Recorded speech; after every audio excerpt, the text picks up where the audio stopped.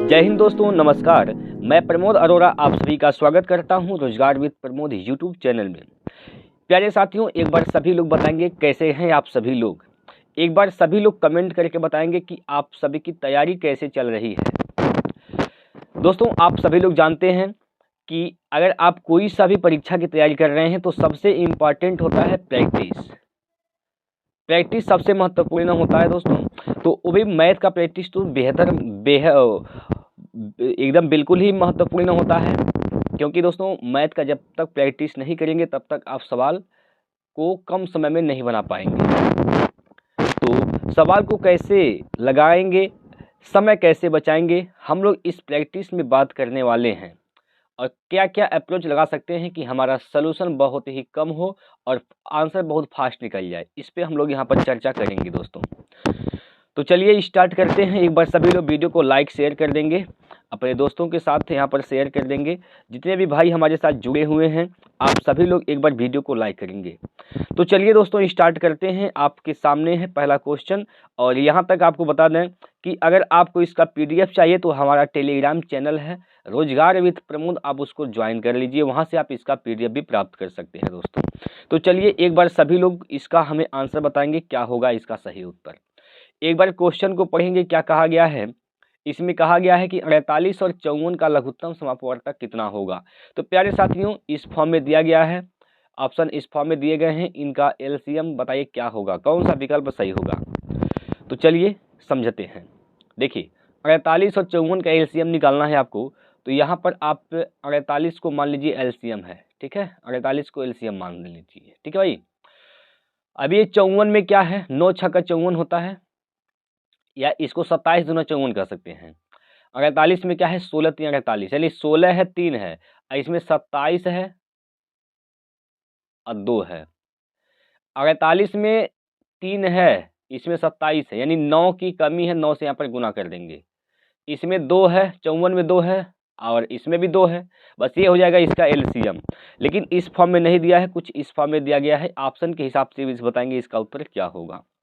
तो दोस्तों इसको हम लोग ऐसे लिख सकते हैं, इसको हम लोग ऐसे लिख सकते हैं, 8 छक 48,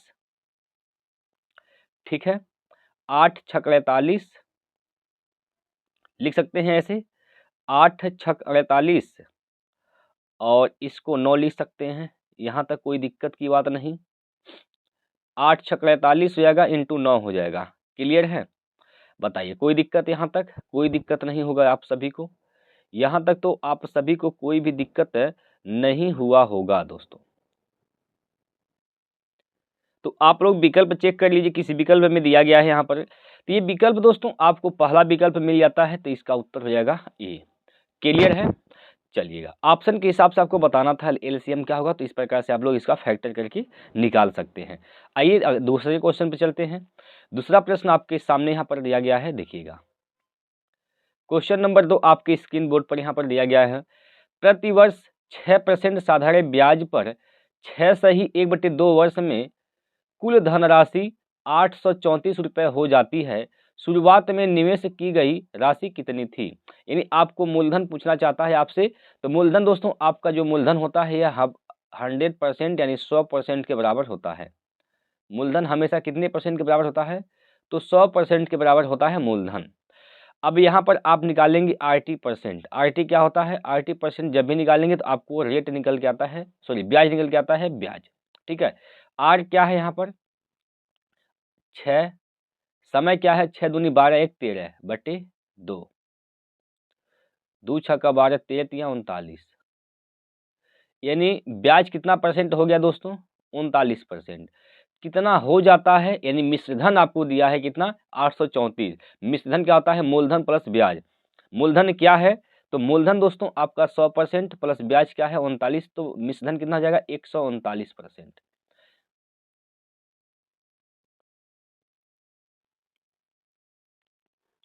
39% का दोस्तों मान दिया है कितना 834 रुपये। 39% बराबर 834, ठीक है, 834। तो मूलधन पूछा गया है, 100% का मान निकालना है आपको, 100% का मान निकाल दीजिए। तो क्या हो जाएगा यहाँ से 834 बटे 139 गुणे 100। ठीक, यहाँ से जब काटेंगे तो ये 139 से जब 834 काटेंगे तो 6 बार में यहाँ से कैंसिल हो जाएगा, तो 6 गुना 100 करेंगे तो 600। ठीक है भाई, कितना हो जाएगा इसका उत्तर? 600 इसका मूलधन होगा। मूलधन कितना होगा दोस्तों? 600, जो कि ऑप्शन नंबर 1 इसका सही उत्तर हो जाएगा। क्लियर है? चलिए अगले क्वेश्चन पर, अगला प्रश्न, और बहुत ही इंपॉर्टेंट क्वेश्चन है दोस्तों ये वाला प्रश्न। अगला क्वेश्चन जो आपके सामने दिया गया है बेहद इंपॉर्टेंट क्वेश्चन है। चलिए समझते हैं, एक बार पढ़ेंगे आप लोग पहले और इसका आंसर हमें बताएंगे क्या होगा इसका सही उत्तर। इसमें कहा गया है विष्णु 12 मेज और कुछ कुर्सियां खरीदने में 5,000 रुपये खर्च करता है। 12 मेज खरीदा है, कुछ कुर्सी खरीदा है, जिसमें 5,000 रुपये उसने खर्च करता है। एक मेज की कीमत 50 रुपये और एक कुर्सी की कीमत 40 रुपये है, तो खरीदी गई कुर्सियों की संख्या और मेजों की संख्या का अनुपात बताइए। एक मेज और एक कुर्सी का दाम दिया है। एक मेज का दाम कितना है? 50 रुपये है। अगर एक मेज का दाम प्यारे साथियों 50 रुपये हैं, तो उसने 12 मेजें खरीदी हैं, तो 12 मेज का दाम कितना हो जाएगा 50 के हिसाब से? तो यहाँ पर बताएंगे 12 मेज का दाम हो जाएगा 12 25 60 600 रुपये। 12 मेज का दाम कितना हो जाएगा? तो 600 रुपये 12 मेज का यहाँ पर दाम हो जाएगा। ठीक है, टोटल पैसा कितना खर्च किया है? 5,000 रुपये। तो इसका मतलब 5,000 में से 600 जब घटाएंगे तो कितना बचेगा यहाँ पर? 4400। ठीक, इस 4400 रुपये किसको खर्च करने में किया होगा? इस 4400 रुपये में इसने खरीदा क्या चीज़? क्या खरीदा है दोस्तों? कुर्सी खरीदा है, और एक कुर्सी का दाम कितना है? तो 40 रुपये है। तो 40 रुपये एक कुर्सी का दाम है, तो कितनी कुर्सियां खरीदा होगा? 4400 रुपये में, तो 4400 बट्टे 40। ठीक है, 4400 बट्टे 40 कर देंगे, यहाँ से कैंसिल करेंगे तो कितनी बार में जाएगा? 110। लेकिन एक यहाँ पर इसने कितनी कुर्सियां खरीदा है? तो इसने कुर्सी खरीदा है टोटल 110 कुर्सी। ठीक है, 110 कुर्सी, कुर्सी 110 है, मेज है 12, तो इसे पूछा है कुर्सी और मेजों की संख्या का अनुपात बताइए। तो कुर्सियां कितनी हैं? तो 110 हैं। मेज कितनी है? तो 12 है। बस इसका अनुपात आपको निकालना है, निकाल दीजिए। काटेंगे यहाँ से, 2 से काटिए, 2 छक्का 12, 2 से काटेंगे 55 बार में कैंसिल, यानी 55 संबंधे 6, 55 संबंधे 6 इसका सही उत्तर है ऑप्शन नंबर 2। ठीक है भाई, एक बार सभी प्यारे साथी बताएंगे, कोई दिक्कत यहाँ तक? अगर सवाल समझ में आ गया है तो एक बार सभी लोग वाई लिखेंगे। एक बार सभी लोग कमेंट बॉक्स में फटाफट वाई टाइप करेंगे। जल्दी से दोस्तों आप लोग वाई टाइप करेंगे, जिससे कि हमें पता चल जाए कि आप सभी को सवाल समझ में आ रहे हैं। तो चलें आगे, आप लोग बताएंगे, एक बार आगे चला जाए। एक बार दोस्तों सभी लोग बताएंगे, आगे चला जाए, यहाँ तक कोई दिक्कत नहीं होगा। आइए आगे बढ़ते हैं अगले क्वेश्चन पर। प्रश्न नंबर 4। प्रश्न नंबर 4 प्यारे साथियों आपके स्क्रीन पर इस प्रकार से दिया गया है। यहाँ पर बोला गया है कि पीटर और प्रीति की आयु के बीच का अंतर 5 वर्ष है। दो वो लोग हैं, एक पीटर है और एक कौन है? प्रीति है। पीटर है दोस्तों, पीटर को पी से हम डिनोट कर देते हैं और प्रीति को पी आर से। ठीक, पी आर से। इनके बीच का अंतर कितना है? तो आपका जवाब होगा 5 वर्ष। कितना है दोस्तों? 5 वर्ष। इनके बीच का अंतर कितना है? 5 वर्ष है। जब उन्होंने 35 वर्ष पहले एक दूसरे से शादी की, यानी 35 साल जब पहले पीछे जाएंगे तो पीटर का भी उम्र 35 साल कम होगा, यानी 35 साल घटा देंगे यहाँ से। ठीक, और प्रीति का भी उम्र 35 साल यहाँ पर कम कर देंगे। अबे 35 साल पहले जब शादी हुआ तब की बात है, तब पीटर का आयु का 4 गुना, इसका 4 गुना प्रीति की आयु के 5 गुना के बराबर था। इसकी आयु का 5 गुना, ये दोनों आपस में क्या थे? ये दोनों आपस में क्या थे भैया? ये बराबर थे। यहाँ पर ऐसे सवाल दिया गया है। ठीक है, ऐसे सवाल दिया गया है। यहाँ से 4p माइनस 35 का गुना करेंगे आप 4 में, 4 पंजे 20, 4 तिया 12 2 14, 140 बराबर 5pr माइनस 5 पचे 25 2 5 तिया 15 2 17, 175 यानी 4p, ये 5p को इधर 5pr को इधर लेकर आएंगे तो क्या हो जाएगा -5pr बराबर 140 इधर लेकर जाएंगे तो प्लस हो जाएगा, यानी घटाएंगे तो क्या हो जाएगा -35 दो समीकरण आपके सामने तैयार हो गए हैं। देखिए एक समीकरण ये है और एक समीकरण ये है, ये दो समीकरण बन गए। आपको निकालना है इनकी आयु का योग, तो आप मान निकालिए, पहले p का मान निकालिए कि यहाँ पर जो पीटर है उसकी आयु कितनी है। p का मान निकालेंगे, तरीका समझने का प्रयास करेंगे, तरीका क्या होता है, दो समीकरण को हल करने का तरीका क्या होता है। p का मान निकालेंगे, p वाले को ढक लेंगे, p वाले को बिल्कुल इग्नोर कर देंगे, नहीं उसको ढक लेंगे, बाकी जो बच गया pr और 5 दोनों में क्या करेंगे, तिर्यक गुना करेंगे। -35 का गुना आप करेंगे, माइनस यहाँ पर कुछ नहीं है तो 1 है, -35 का गुना जब 1 में करेंगे तो प्लस, -1 में करेंगे तो प्लस का 35 हो जाएगा। क्लियर, प्लस का कितना होगा 35, दोनों घटाते हैं, -5 और यहाँ पर +5 का गुना करेंगे।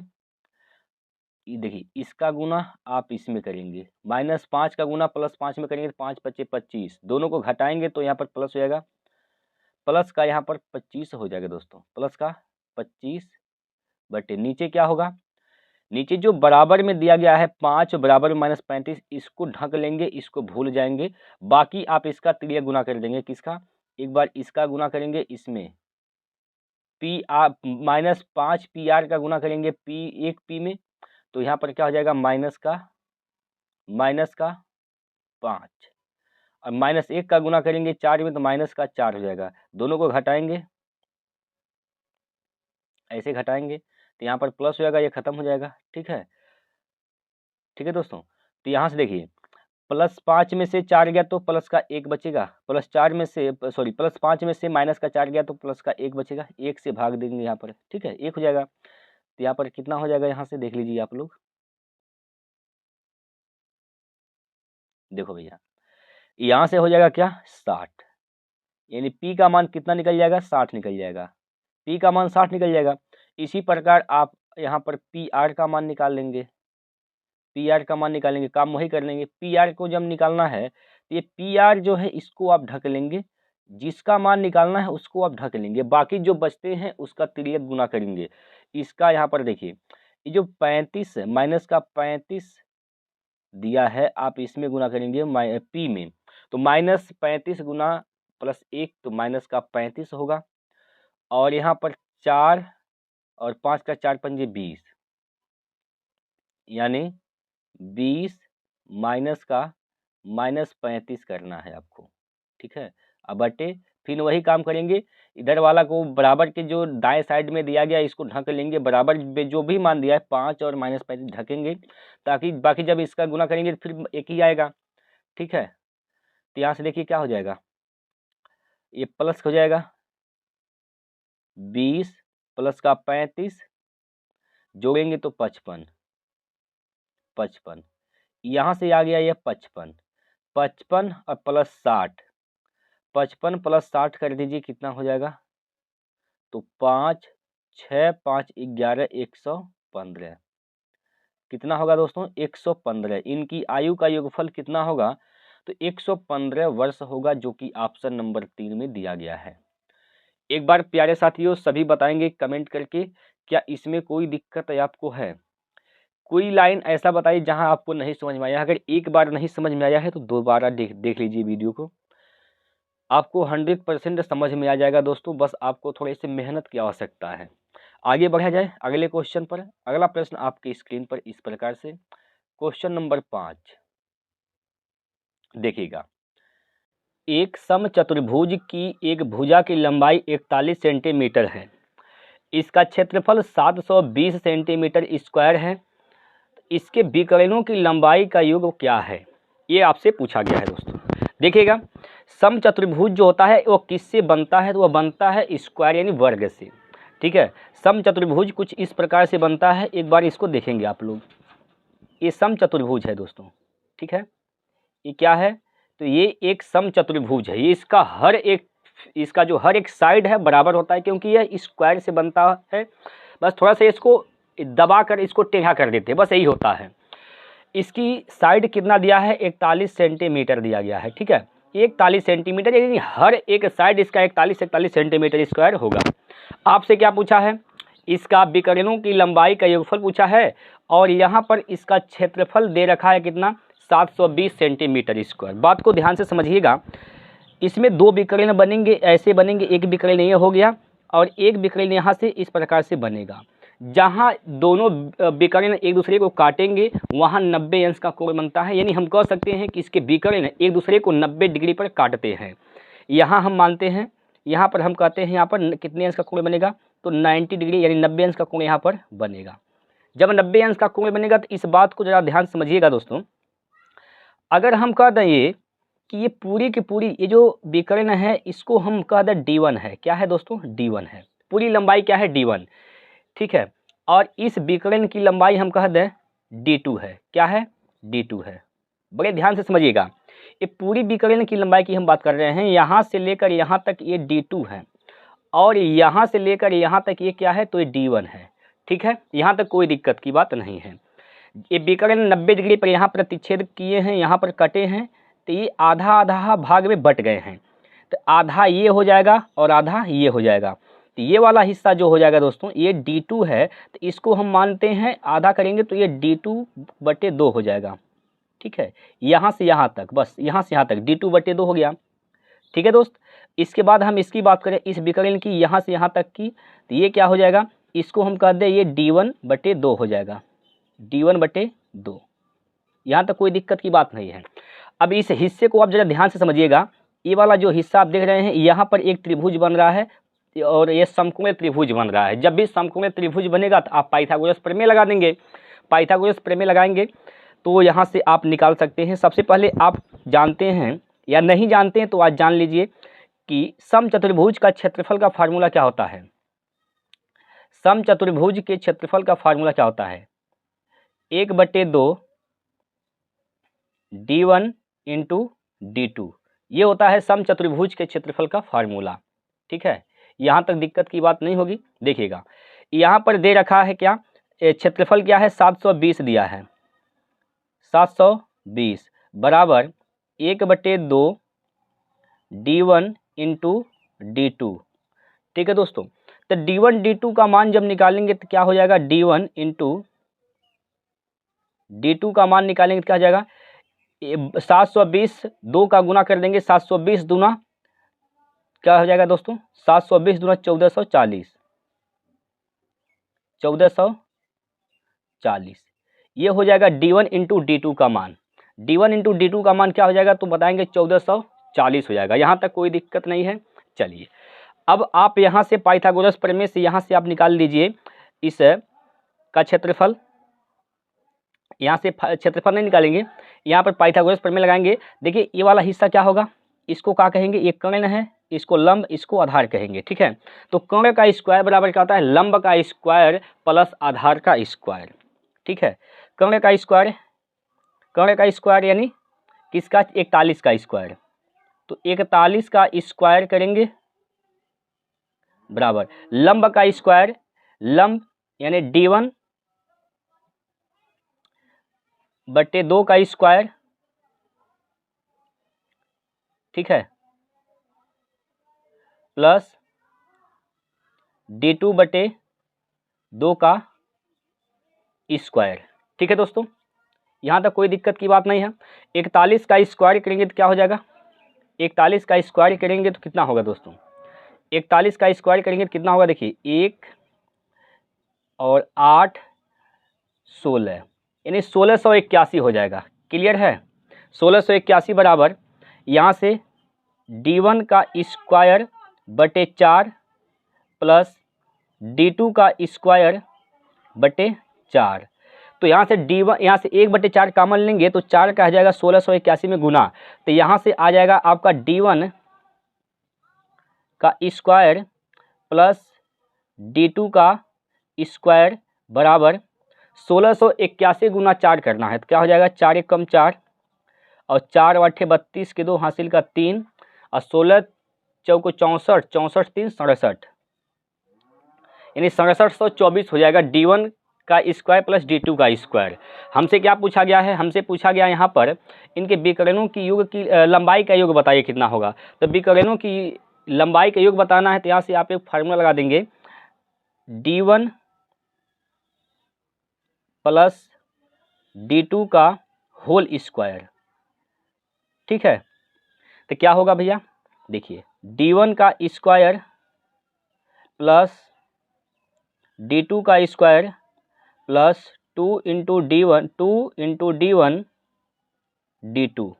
ठीक है, यहाँ से D1 प्लस D2 जब निकालेंगे तो ये स्क्वायर है, तो ये संख्या अंडर रूट में हो जाएगी, अंडर रूट में कर देंगे।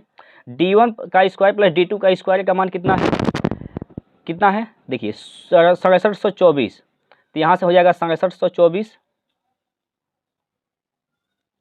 ठीक, प्लस 2 इंटू D1 D2 का मान क्या है, तो D1 D2 का मान 1440 है। 2 से गुना करेंगे तो क्या हो जाएगा 2880।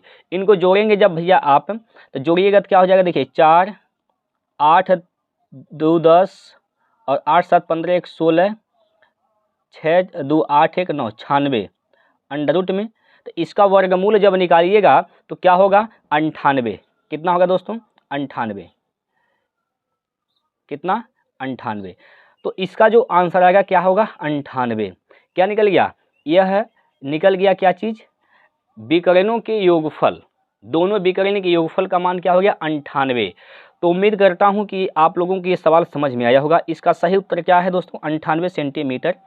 ठीक है, 98 सेंटीमीटर इसका सही उत्तर है। एक बार प्यारे साथियों कमेंट करके बताएंगे इसमें कोई दिक्कत आपको है। अगर आपको समझ में आ गया है तो एक बार सभी लोग कमेंट बॉक्स में वाई लिखेंगे, एक बार सभी लोग कमेंट बॉक्स में वाई लिखेंगे दोस्तों, जल्दी से आप लोग टाइप करिए वाई। चलिए दोस्त आगे बढ़ते हैं अगले क्वेश्चन पर। अगला प्रश्न आपके सामने यहाँ लेते हैं, प्रश्न नंबर 6।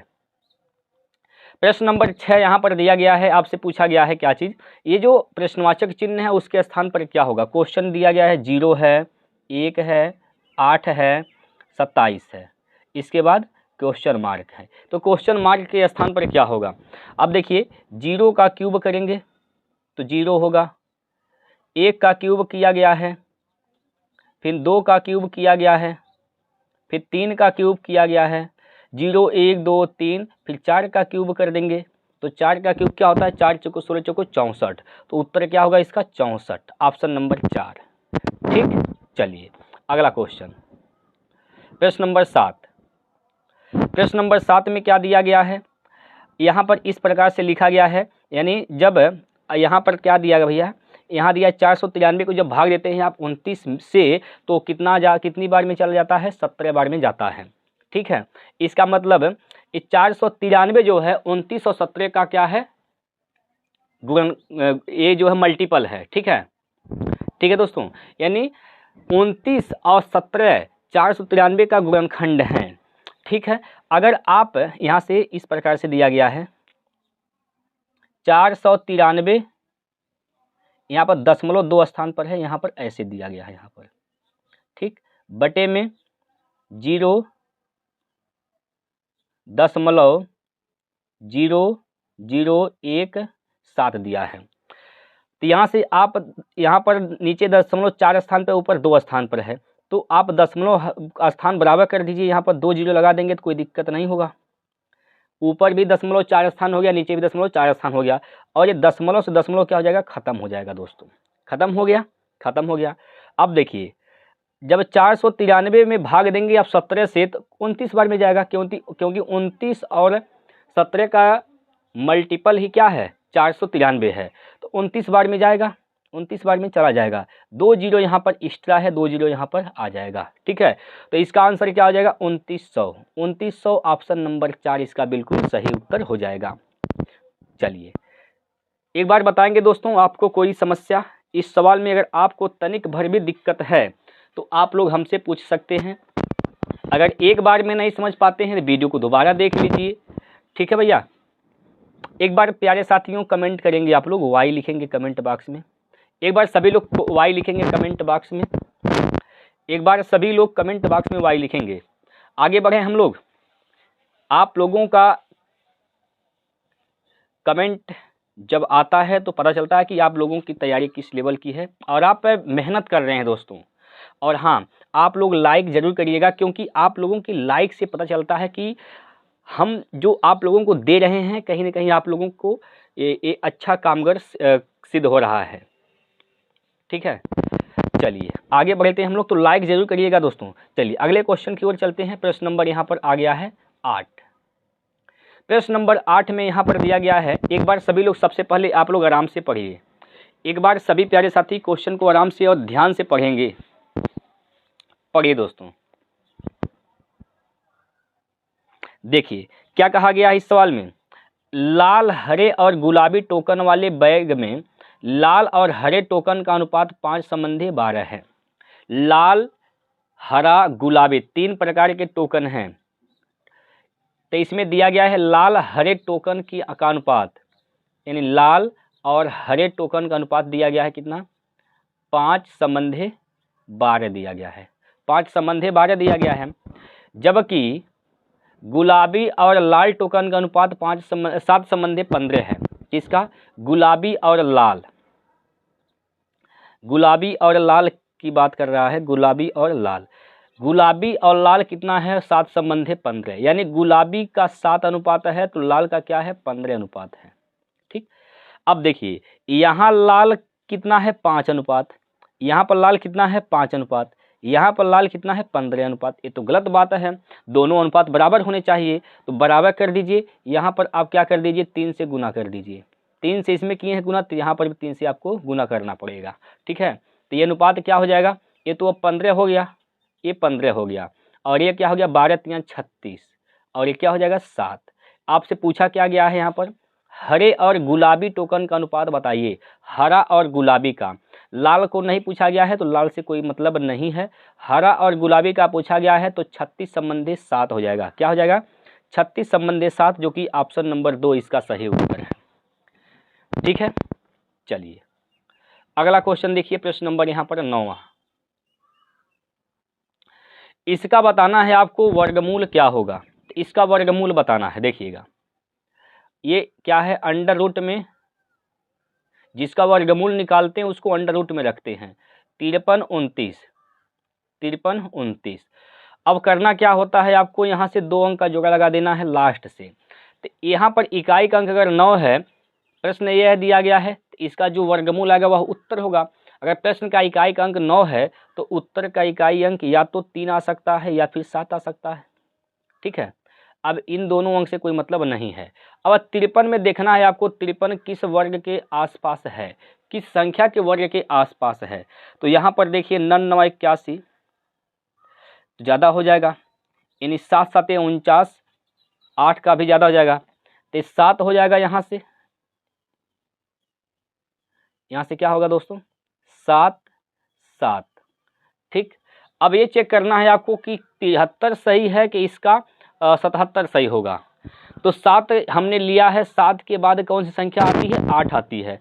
तो 7 का जब 8 में गुना करेंगे तो क्या हो जाएगा 8 7 56 हो जाएगा। अब ये चेक करना है आपको कि 56 53 से ज़्यादा है कि कम है। ये जो 53 है दोस्तों, 53 जो है ये 56 से ज़्यादा है कि कम है, तो कम है तो कम वाला उत्तर, इसका मतलब 73 इसका उत्तर हो जाएगा। बाकी देखिए दोस्तों ऑप्शन के हिसाब से तो इसका आंसर हमें खोजने की आवश्यकता नहीं था, क्योंकि एक ही ऑप्शन में इकाई का अंक 3 था। ठीक है, एक ही अंक इकाई अंक 3 था। अब बाकी यहाँ पर 9 बार तो जाएगा नहीं, 7 ही होगा, दहाई का अंक 7 होगा। तो अगर 73 और 77 होता तो कहीं ना कहीं आप फंस जाते। तो आप ऐसे चेक कर सकते हैं कि इसका सही उत्तर क्या होगा। तो हालांकि इसमें इसका सही उत्तर क्या होगा 73। ठीक है, चलिए अगला प्रश्न देखिए। यहाँ पर अगला प्रश्न है आपके स्क्रीन बोर्ड पर, देखिएगा दोस्तों क्या कहा गया है। दिए गए विकल्पों में से सबसे छोटी वर्ग संख्या ज्ञात कीजिए जो 8, 15 और 20 प्रत्येक से विभाज्य है। किससे विभाज्य है? 8 से भी कटेगा, 15 से भी कटेगा, 20 से भी कटेगा। अब सबसे छोटी वर्ग संख्या की बात कर रहा है, तो हालांकि वर्ग तो सभी हैं लेकिन छोटी की बात कर रहा है, तो सबसे छोटी क्या दिख रहा है आपको? 36 दिख रहा है। तो एक बार हम मानते हैं कि इसका उत्तर 36 सही है, तो ऐसे नहीं सही हो जाएगा। अब चेक करना कि सभी से कटेगा कि नहीं कटेगा। तो ये हम मानते हैं कि इसका जो आंसर 3600 है यह सही है, हम मान लेते हैं 3600 इसका सही है। 8 से देखिए कटेगा नहीं कटेगा। 8 का विभाज्यता का नियम कहता है कि अंतिम के 3 अंक, अंतिम के कितने अंक? 3 अंक अगर 8 से कट जाते हैं तो पूरी संख्या 8 से कट जाएगी। तो अंतिम के 3 अंक क्या है? 600 हैं। तो 600 को भाग दीजिए आप 8 से, 8 से भाग देंगे तो 8 अठाए 64, नहीं 8 साते 56, 7 बार में गया, 8 साते 56, 4 बचेगा, हो जाएगा 40, 8 बचे 40, यानी 8 से कट रहा है। अब 15 में दोस्तों क्या होता है? 5 है और 3 है, यानी 5 से कोई कटने, 5 से संख्या तभी कट सकती है जब इकाई का अंक या तो 0 हो या तो 5 हो, तो ये तो 5 से कटबे करेगा। लेकिन 3 से भी चेक कर लीजिए 3 से कटेगा कि नहीं कटेगा। 3 से कटने का नियम होता है कि अंकों का योग अगर 3 से कट गया तो पूरी संख्या 3 से कट जाएगी। देखिए 6 + 3 9, 9 3 से कटेगा। तो सभी नियम फॉलो कर रहे हैं और सबसे छोटी भी 3600 है। आपसे पूछा भी है सबसे छोटी पूर्ण वर्ग संख्या बताइए जो इन सभी से कटता हो, तो इसका उत्तर क्या हो जाएगा? 3600। 3600 इस प्रश्न का एकदम से सही उत्तर हो जाएगा। इस बात में कोई समस्या हो तो आप लोग बता सकते हैं। 3600 प्यारे साथियों इसका सही उत्तर है। आगे हम लोग बढ़ते हैं अगले क्वेश्चन की ओर। प्रश्न नंबर यहाँ पर 11 है आपके स्क्रीन पर। प्रश्न नंबर 11 आपके स्क्रीन पर दिया गया है दोस्तों, बताइए क्या होगा इसका सही उत्तर। क्या दिया गया है? 10 सही 2/3 20 प्राप्त करने के लिए को किस संख्या से विभाजित किया जाना चाहिए। देखिए कहा गया है कि 10 सही 2/3 का मतलब क्या हो गया? 10 × 30 = 32, 32/3 में किससे विभाजित करना चाहिए? हम x से विभाजित कर रहे हैं ताकि कितना प्राप्त हो जाए? 20 प्राप्त हो जाए। 20 प्राप्त करने के लिए 32/3 में आप किससे भाग देंगे? हमने कह दिया x से भाग देंगे, तो यहाँ से x से भाग देंगे तो x का मान निकालना है आपको। देखिए ये हो जाएगा दोस्तों 32/3, भाग से जब गुना बदलता है तो ये हो जाता है 1/x, उल्टा हो जाता है, बराबर का कितना? 20। अभी इसको 4 से काट दीजिए, 4 अट्ठे 32 और 4 पंजे 20, तो ये क्या हो जाएगा? 5 × 15, 8 x बराबर कितना? 15। तो x का मान क्या हो जाएगा दोस्तों? x का मान क्या हो जाएगा दोस्तों? x का मान कितना हो जाएगा? 15/8 हो जाएगा। कितना? सॉरी दोस्तों, यहाँ से दोस्तों क्या होगा? देखिएगा यहाँ पर मिस्टेक हो गया थोड़ा सा, तो इसको सुधार करेंगे, इसको सुधार करेंगे दोस्तों। देखिए यहाँ पर क्या होगा, जब आप भाग दीजिएगा, जब भाग देंगे दोस्तों तो क्या होगा? यहाँ से ये हो जाएगा प्यारे साथियों, यहाँ से हो जाएगा कितना? 8 बराबर 15x। क्या होगा दोस्तों? 15x। तो x का मान निकालिएगा, तो x का मान निकालेंगे तो क्या हो जाएगा? 8/15। कितना? 8/15। ठीक है, तो 8/15 से भाग देना पड़ेगा आपको। ठीक है भैया, 8/15 यानी ऑप्शन में किस में है? तो ये ऑप्शन नंबर 3 में दिया गया है। ऑप्शन नंबर 3 इसका सही उत्तर हो जाएगा, 8/15। ठीक है, चलिए आगे चलते हैं अगले क्वेश्चन पर। अगला प्रश्न यहाँ पर दिया है आपके सामने, प्रश्न नंबर 12। प्रश्न नंबर 12 में क्या दिया गया है? एक बार सभी लोग सवाल को पहले पढ़ेंगे दोस्तों, एक बार सभी प्यारे साथी सवाल को पढ़ेंगे, एक बार सभी लोग सवाल को आराम से बड़े ध्यान से पढ़ेंगे दोस्त। चलिए, कहा गया है कि समित को 6 दिनों की बिक्री अभियान के दौरान अपनी यात्रा करने के लिए कुछ पैसे दिए गए थे। हालांकि उसे अपने प्रवास को 4 दिन और बढ़ाना पड़ा और परिणाम स्वरूप उसका औसत दैनिक यात्रा भत्ता 56 रुपये कम हो जाता है। तो शुरुआत में उसे कितनी राशि दी गई थी? शुरुआत में प्यारे साथियों उसे कितनी राशि दी गई थी आपसे पूछना चाहता है। देखिए दोस्तों, हम मान लेते हैं कि उसको x रुपये दिए गए थे। कितने दिन के लिए? 6 दिन के लिए। तो 6 दिन के लिए इतने टोटल पैसे हो जाएंगे। लेकिन हुआ क्या, जब यात्रा 4 दिन और बढ़ा दिया, तो 6 दिन के लिए तो था ही, 4 दिन और बढ़ा दिया तो इसका मतलब कितने दिन हो गया? 10 दिन हो गया। तो इसकी जो यात्रा भत्ता था वो 56 रुपये कम हो जाते हैं। तो पहले कितना था यात्रा भत्ता? x रुपये। अब कितना हो गया? x माइनस 56 हो गया। यानी जो पैसा यह था वही पैसा ये भी है। तो दोनों के दोनों पैसे क्या हैं? आपस में बराबर हैं। ठीक है भैया, जब ये दिनों की संख्या बढ़ाया है तो भत्ते में कमी हो गई, तो जितना पैसा पहले था उसके पास अभी भी पैसा उसी के पास उतना ही है, अभी इतना है। ये दोनों पैसे क्या हैं? आपस में बराबर हैं। बराबर कर दिए। अब इसी को हल कर देना है आपको। जब हल करिएगा तो क्या हो जाएगा? 6x बराबर 10x माइनस 560। 10 को उधर लेकर जाएंगे तो ये घट जाएगा, तो 6 में से माइनस 10 घटाएंगे तो माइनस का 4 बचेगा, माइनस 4x बराबर इधर का माइनस का 560 होगा दोस्तों। ठीक है, यहाँ से देखिए माइनस माइनस से कैंसिल, 4 से काटेंगे 14 चौको 56, 14 बार में यहाँ पर कैंसिल हो जाएगा, 140 हो जाएगा। यानी x का मान कितना हो जाएगा? 140। तो शुरुआत में उसके पास पैसा कितना था? चाहे आप x का मान इसमें रखिए, चाहे आप x का मान इसमें रखिए, दोनों जगह पैसा बराबर है तो दोनों जगह से मान सेम आएगा। तो हम इसमें रख लेते हैं क्योंकि इसमें आसान है। तो अगर x का मान इतना है 140, तो 6x का मान क्या हो जाएगा? 6 गुना 140, 14 छक 84, यानी 840 रुपये। कितना? 840 रुपये, ऑप्शन नंबर 3। ठीक है, 840 रुपये इसके पास शुरुआत में उसके पास धनराशि थी। ठीक है भैया, चलिए अगले क्वेश्चन की ओर। अगला प्रश्न है आपके सामने यहाँ पर प्रश्न नंबर 13। 13वां क्वेश्चन आपके स्क्रीन पर इस प्रकार से दिया गया है। क्या कहा गया है? देखिएगा, दो संख्याएं 15 संबंधी 11 के अनुपात में हैं। यदि उनका महत्तम समापवर्तक 13 है तो संख्याएं ज्ञात कीजिए। वो संख्याएं कौन कौन सी हैं, ये आपसे पूछा गया है। देखिए, दो संख्याएं दी गई हैं, 15 और 11 के अनुपात में है। 15 संबंधी 11 है। ठीक है दोस्तों, 15 संबंधी 11 दिया गया है। ठीक है, अब इसमें देखिए कोई कॉमन नहीं है, दोनों क्या है? को प्राइम नंबर हैं। अब को प्राइम नंबर हैं तो इनका मौसम क्या होगा? 1 होगा। एक अनुपात का मान कितना हो जाएगा प्यारे साथियों? एक अनुपात का मान यहाँ पर क्या हो जाएगा? 13। मौसम कितना? एक अनुपात का मान क्या है? 13 है। भैया मौसम में क्या है? एक अनुपात, तो मौसम कितना दिया है? 13। तो एक अनुपात का मान 13 है, तो 15 अनुपात का मान क्या हो जाएगा? 15 तो यहाँ 45 के 5 हासिल का 4, अब 15 चौको 15 कम 15, 15 4 19, 195। दूसरी संख्या क्या हो जाएगा? 11 गुना 13, तो 3 4 1, यानी 195 एक संख्या है, 143 एक संख्या है। दोनों संख्या निकल गई। 195 143 किस विकल्प में है? ऑप्शन नंबर 1 में है दोस्तों। ऑप्शन नंबर 1 इसका सही उत्तर है। ठीक है, चलिए अगला क्वेश्चन, अगले प्रश्न की ओर। और अगला क्वेश्चन इस प्रकार से है, कुछ कूट टाइप के क्वेश्चन आपके पेपर में पूछे जाते हैं इस प्रकार के। ठीक है, घबराने की आवश्यकता नहीं है दोस्तों। ठीक है भैया, घबराने की आवश्यकता नहीं है। देखिए क्या कहा गया है, इस सवाल को एक बार पढ़ लीजिए। कहा है कि एक झुंड में कितनी गायें काली हैं? कितनी गाय ऐसी हैं जो काली हैं? यह आपसे पूछा गया है।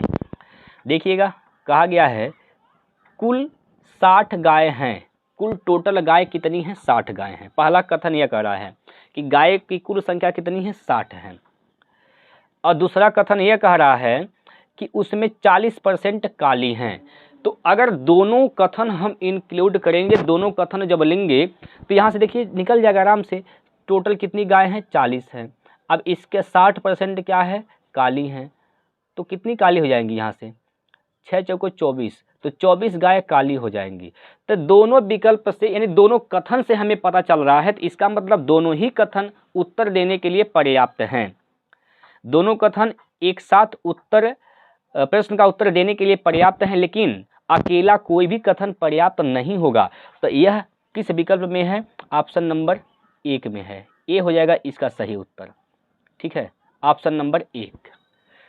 ठीक है प्यारे साथियों, चलिएगा अगला क्वेश्चन देखिए, प्रश्न नंबर 15। 15वां क्वेश्चन ये दिया गया है आपके सामने। 15वां क्वेश्चन आपके सामने है भैया, एक बार पढ़िएगा सवाल को आराम से और बताइए क्या होगा इसका उत्तर। आप लोगों का आंसर कमेंट बॉक्स में हमें चाहिए दोस्तों। जब आप लोग आंसर करते हैं तो इससे लगता है कि आप कहीं ऐसे कि मतलब ऑफलाइन पढ़ रहे हैं, क्वेश्चन का आंसर दे रहे हैं, मज़ा आता है, ऐसी फीलिंग होनी चाहिए। चलिए बताइए इसका उत्तर क्या होगा। 13 वर्ष पहले राम की आयु शनि की आयु से दोगुनी थी। दो व्यक्ति हैं, एक राम है और एक कौन है, एक शनि है। 13 साल पहले की बात कर रहा है। राम की जो आयु है शनि की आयु से क्या थी, दोगुनी। शनि का आयु अगर 1 वर्ष था तो राम कितना था, 2 अनुपात था। यह बात कहा गया। कब की घटना है, 13 साल पहले की घटना है। आगे कहा गया कि अब से 3 वर्ष बाद शनि की आयु राम की आयु के 3/5 होगी। राम की आयु के कितने, 3/5, यानी राम से तुलना कर रहा है तो राम का अनुपात नीचे वाला, यानी राम कितना है, 5 है, तो शनि कितना है, 3 है। ठीक है, ये बात बोला गया है। कितने साल हो जाएंगे भाई, देखिए 13 साल पहले, यहाँ से देखिए ये वर्तमान आज है, ये पीछे गए हैं 13 साल और ये 3 साल बाद है। तो आप 13 साल पहले से जब वर्तमान में आएंगे तो 13 प्लस करना पड़ेगा, यहाँ से 13 प्लस करेंगे और यहाँ से जब फिर 3 साल आगे जाएंगे तो फिर आपको 3 प्लस करना पड़ेगा। तो कितना वर्ष आपने आगे गया, 13 3 16 साल, तो 16 प्लस करना पड़ेगा। तो इनका बीच का अंतर कितना हो जाएगा, 16 साल। कितना दोस्तों, 16 साल। तो ये 16 वर्ष यहाँ, 16 वर्ष यहाँ प्लस हो जाएगा। ठीक, तभी क्या हो जाएगा, 5 होगा यह और ये कितना होगा, 3 होगा। अब हमें आप लगाएंगे लड़ाई कंसेप्ट, कैसे लगाते हैं एक बार समझिएगा। आपको क्या करने हैं, एक बार आप 3 का गुना करेंगे इस 2 में, 3 दूना 6, यहाँ लिख दीजिए 6। अब 5 का गुना करेंगे इस 1 में, 5 1 में 5, यहाँ लिख दीजिए 5। दोनों का अंतर 6 और 5 का अंतर 1, यहाँ लिखिए 1 अनुपात बराबर। इसके बाद देखिए 5 और 3 का अंतर 2, 2 का गुना कर दीजिए 16 में, 16 दूना 32। 1 अनुपात का मान क्या हो गया दोस्तों, 32।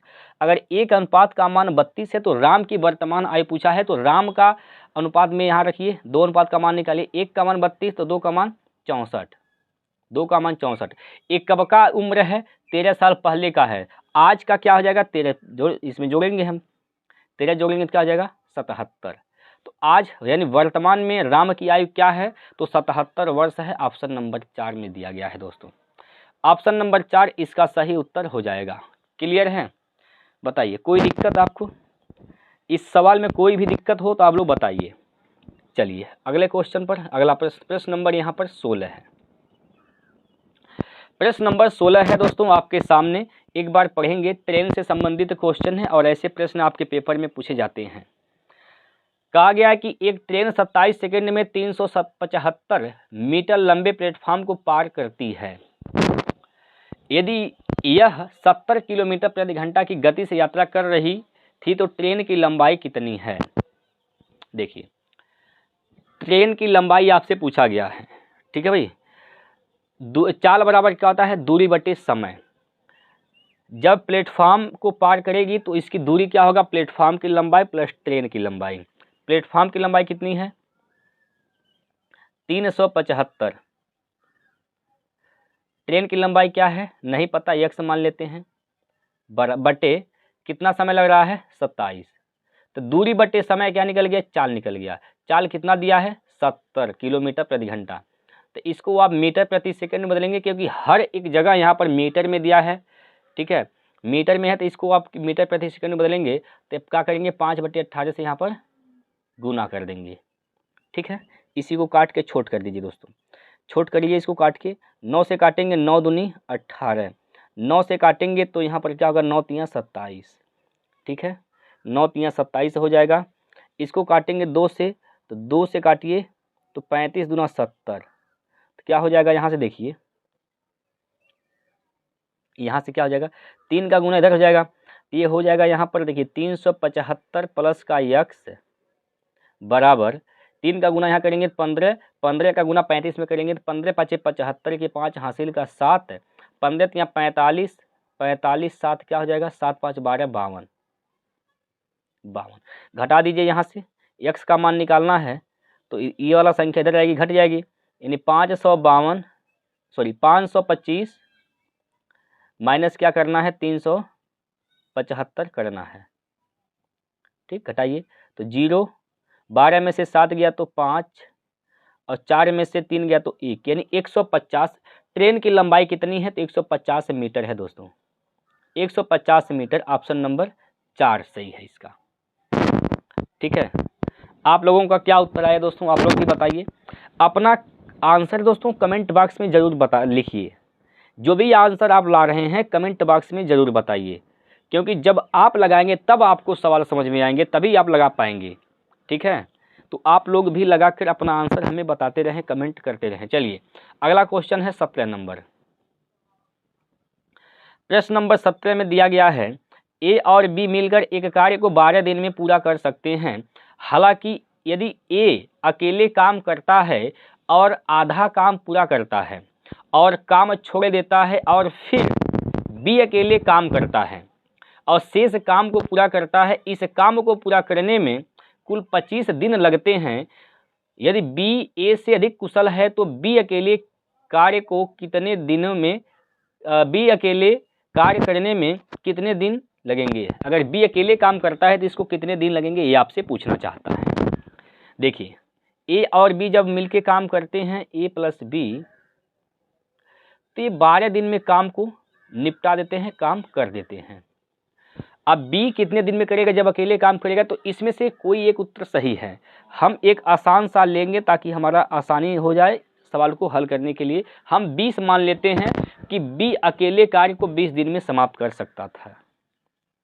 बी जो है, बी अकेले 20 दिन में काम को समाप्त कर सकता है, ये मान लेते हैं दोस्तों, कोई दिक्कत की बात नहीं है। दोनों का निकालेंगे लघुत्तम, क्या हो जाएगा, क्या होगा 60, इसका लघुत्तम क्या होगा 60 होगा। तो 12 पंजे 60, 20 तियां 60। अब यहाँ से आप समझने का प्रयास करेंगे, ए और बी की क्षमता क्या है, 5 है, जिसमें अकेले बी की क्षमता क्या है, अकेले बी की क्षमता क्या है दोस्तों, 3 है। तो ए की क्षमता क्या हो जाएगी, ए की क्षमता क्या हो जाएगी, 2 हो जाएगी। ए की क्षमता यहाँ से 2 हो गया। ठीक है, टोटल काम कितने हैं, तो टोटल काम कितना है, 60 है। ए की क्षमता 2 हो गया। अब यहाँ कहा गया है कि यदि ए अकेले काम करता है, आधा काम पूरा करता है, अकेले काम किया, आधा काम पूरा कर दिया। आधा काम करने का मतलब क्या हुआ कि उसने ए जब अकेले काम किया तो आधा काम किया, मतलब 60 काम में से 30 काम कर दिया। 2 की क्षमता से काम किया होगा ए, तो कितना दिन का समय लिया होगा यहाँ पर, 15 दिन, यानी ए 15 दिन तक काम किया है। यहाँ तक कोई दिक्कत नहीं। अब वो काम करना छोड़ देता है, फिर क्या हुआ, बी अकेले काम करता है, शेष काम को पूरा करने में, शेष काम को पूरा करता है, बी क्या करता है, शेष काम को पूरा करता है। तो शेष काम कितना बचा, 30 का। अब ये जो बी है, अब ये 30 काम तो ए कर दिया, शेष 30 काम बचा है। अब ये बी करता है 3 की क्षमता से, तो 10 दिन समय यहाँ पर लग गया। ऐसा करने पर इसमें कहा कि कुल 25 दिन का समय लगता है। तो देखिए 25 दिन का समय लगा कि नहीं लगा, यहाँ पर जोड़िए, 15 दिन यहाँ पर, 10 दिन यहाँ पर, 15 10 25 दिन का समय लग रहा है। तो 25 दिन का समय लग रहा है, बात सही है, सेटिस्फाई हो गया। तो इसका मतलब इसका यही जो विकल्प है ऑप्शन नंबर 3, 20 दिन, यही इसका सही उत्तर हो जाएगा। ऑप्शन से लगाने का तरीका दोस्तों ये है। बाकी इसको आप मेथड से लगाएंगे तो कहीं ना कहीं द्विघात समीकरण बनेगा, बहुत लंबा हो जाएगा। तो ऐसे सवाल को हमेशा प्रयास करिए ऑप्शन से ही लगाइए। ठीक है, चलिए आगे चलते हैं अगले क्वेश्चन पर। प्रश्न नंबर 18, 18वां क्वेश्चन है भैया आपके स्क्रीन पर। एक समचतुर्भुज की एक भुजा की लंबाई 13 सेंटीमीटर है और विकर्णों में से एक की लंबाई 10 सेंटीमीटर है। अन्य विकर्ण की लंबाई बताइए। अन्य विकर्ण की क्या बतानी है आपको, लंबाई बतानी है। अन्य विकर्ण की लंबाई क्या होगा यह आपको बतानी है दोस्तों। समचतुर्भुज है, समचतुर्भुज किससे बनता है, तो वर्ग से बनता है। कुछ इसको दबा के देते हैं, ऐसे हो जाता है। ठीक है, इसकी लंबाई कितना है, 13 है, 13 लंबाई है। इसमें 2 विकर्ण बनेंगे, एक विकर्ण ये हो गया, एक विकर्ण क्या है, ये हो गया। ठीक है भाई, एक विकर्ण ये हो गया। इसमें से कहा कि एक विकर्ण की लंबाई 10 सेंटीमीटर है। हम मान लेते हैं इस पूरे की लंबाई क्या है दोस्तों, 10 सेंटीमीटर है। अगर पूरा 10 है तो यहाँ पर 90 अंश का कोण बनेगा। हाई आधा कितना हो जाएगा, यहाँ से यहाँ तक पूरा 10, अगर यहाँ से यहाँ तक 10 है तो यहाँ से यहाँ तक कितना होगा, ये हो जाएगा 5। 5 ये हो जाएगा। ठीक है, तो ये क्या बन गया यहाँ पर आप देखेंगे, यहाँ पर एक समकोण त्रिभुज बन रहा है। तो समकोण त्रिभुज जब बनता है तो पाइथागोरस प्रमेय यहाँ पर काम करता है। ठीक है, ट्रिपलेट काम करेगा, ट्रिपलेट काम करेगा। तो ट्रिपलेट क्या होता है, 5 क्या होता है ट्रिपलेट दोस्तों, ट्रिपलेट होता है दोस्तों 5 12 13। क्या होता है, 5 12 13। तो 13 सबसे बड़ी भुजा क्या है, कर्ण है, 5 12 13। तो 13 है, 5 है, तो किसकी कमी है, 12 की कमी है। तो इसका मतलब ये वाला जो साइड है एक, इसकी लंबाई कितना है, 12 है। इसकी लंबाई क्या है, 12 है। तो यहाँ से यहाँ तक 12 है, तो ये भी क्या है, 12 होगा। तो 12 ये भी होगा। तो पूरी लंबाई क्या हो जाएगी दोस्तों, पूरी लंबाई 24 सेंटीमीटर हो जाएगी। तो 24 सेंटीमीटर इसका सही उत्तर है, ऑप्शन नंबर 1। ठीक है, 24 सेंटीमीटर इसका सही उत्तर है। देखिए यहाँ से दोस्त, यहाँ से अगर हम बात करते हैं, यहाँ से यहाँ तक अगर 12 है और ये भी 12 होगा, तो यहाँ से पूरी की पूरी लंबाई कितना हो जाएगी, 12 12 दूना 24। ठीक है, 24 सेंटीमीटर। ठीक है, तो दूसरा विकर्ण क्या हो जाएगा, 24 सेंटीमीटर। ठीक है, अगला क्वेश्चन देखिए, प्रश्न नंबर 19वां प्रश्न है भैया आपके सामने। क्या कहा गया है, पढ़िए एक बार सभी लोग, इसका हमें आंसर बताएंगे कमेंट बॉक्स में क्या होगा। एक बार सबसे पहले आप सभी प्यारे साथी पढ़ेंगे, सवाल को पढ़ेंगे आराम से, ध्यान से पढ़े भैया। क्या होगा इसका उत्तर, देखिए क्या कहा गया है, रथिन अब 16 वर्ष का है जबकि उसका कजिन 7 वर्ष का है। रथिन है और एक रथिन है, उसका कजिन है। रथिन के कितने वर्ष का है, अब इस समय 16 साल का है। कजिन का कितने साल का है, 7 साल का है। यहाँ पर कहा गया कितने वर्ष बाद रथिन की आयु उसकी कजिन की आयु से कितना गुना हो जाएगा, 1.5 गुनी हो जाएगी। कितने साल बाद, तो अब कोई हम ले लेते हैं, यहाँ पर भाई कोई ले लेते हैं। हम मानते हैं पहला विकल्प जो है इसका सही उत्तर है, यानी 12 साल। तो 12 साल ये भी बढ़ेगा, 12 साल ये भी बढ़ेगा। ठीक, तो क्या हो जाएगा, 12 और 16 क्या हो जाएगा, 28। 12 और 7 19। तो 19 से तो ये कटवा नहीं करेगा, तो इसका मतलब 12 तो सही होगा नहीं। ठीक, 12 तो सही नहीं होगा। तो दूसरा विकल्प ले लेते हैं, ये मान लेते हैं 11 वर्ष बाद 1.5 गुना होगा, तो 11 इसमें प्लस करेंगे, तो 11 और 16 27 हो जाएगा, और यहाँ पर 18 हो जाएगा दोस्तों। ठीक है, क्या कहा गया है, रथिन की आयु उसकी कजिन की आयु का 1.5 गुना। तो ये देखिए 1.5 गुना होगा, यहाँ से काटिए 9 से, 9 दूनी 18, 9 3 27, 2 से काटेंगे यहाँ पर, तो 2 एक कम 2 और 2 5 10, 1.5 गुना हो रहा है। ठीक है, रथिन क्या है, 1.5 गुना है किसका, कजिन का अपने। तो इसका मतलब कौन सा विकल्प सही होगा, विकल्प नंबर यहाँ पर दूसरा सही होगा, 11। ठीक है, ये विकल्प इसका सही है, 11 वर्ष बाद। ठीक है भाई, 11 वर्ष बाद रथिन जो है कजिन का कितना गुना होगा, 1.5 गुना हो जाएगा। ठीक है, चलिए अगला क्वेश्चन भैया आपके सामने है, प्रश्न नंबर 20। प्रश्न नंबर 20 आपके स्क्रीन बोर्ड पर दिया गया है। एक बार पढ़िए सवाल को भाई, एक बार सभी प्यारे साथी सवाल को पढ़कर इसका आंसर करने का प्रयास करेंगे। बताइए क्या होगा इस प्रश्न का बिल्कुल सही उत्तर।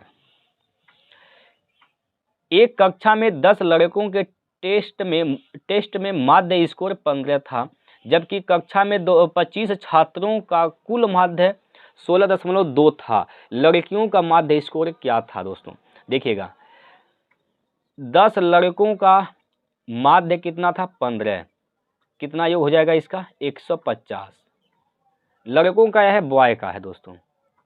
ओवरऑल लड़का प्लस लड़की मिलाकर टोटल कितना है,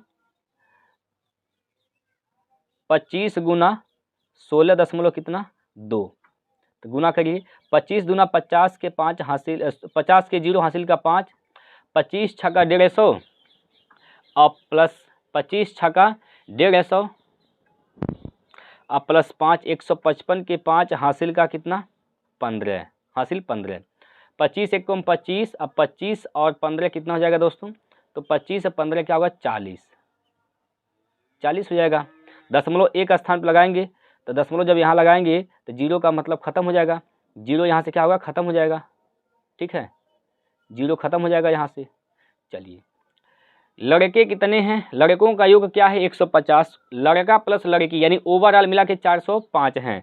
तो लड़कियों का कितना हो जाएगा, गर्ल का कितना होगा, घटा दीजिए यहाँ से 150 इसमें से घटा दीजिए तो लड़की का निकल जाएगा यहाँ पर 5, 10 में से 5 गया तो 5 और 3 में से 1 गया तो 2, 255। तो लड़कियों का आपसे पूछा है इसका माध्य स्कोर कितना है दोस्तों, लड़कियों का माध्य स्कोर कितना है, देखिए कितना हो जाएगा 255 युग है लड़कियों का। कक्षा में 25 छात्रों का कुल यानी टोटल कितने छात्र हैं 25, जिसमें से लड़के हैं 10 तो लड़कियां कितनी हो जाएगी 15, ठीक 15। तो 15 से भाग दे दीजिए, 15 से भाग, पहले 5 से भाग दे दीजिए, 5 या 15,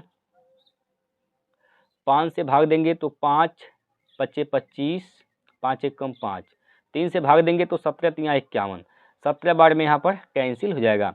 यानी लड़कियों का जो माध्य स्कोर है प्यारे साथियों कितना है 17 है, 17 जो कि ऑप्शन नंबर 2 में दिया गया है। ये था दोस्तों 20 क्वेश्चन प्रीवियस ईयर के ALP टेक्नीशियन के लिए महत्वपूर्ण है दोस्तों। उम्मीद करता हूँ कि आपको बेहतरीन तरीके से समझ में भी आया होगा, ऐसा मैं पूरा विश्वास करता हूँ। अगर आपको किसी भी प्रश्न में क्वेरी है, दिक्कत है, समस्या है, नहीं समझ पाते हैं तो एक बार आप क्वेश्चन नंबर लिखेंगे कमेंट करके, ठीक है, कमेंट में आप उसका क्वेश्चन नंबर लिखेंगे तो उसको मैं दोबारा बताने का प्रयास करूँगा। और हाँ दोस्तों, अगर आप इसका PDF लेना चाहते हैं तो हमारा टेलीग्राम चैनल है रोजगार विद प्रमोद, उसको आप लोग ज्वाइन कर लीजिए, वहाँ से इसका PDF आप प्राप्त कर सकते हैं। तो एक बार चैनल को सब लोग सब्सक्राइब करके बेल आइकन को प्रेस कर लीजिए ताकि हमारे हर एक वीडियो का नोटिफिकेशन आपको मिलता रहे। तो चलिए फिर मिलते हैं अगले वीडियो में, तब तक के लिए जय हिंद, जय भारत,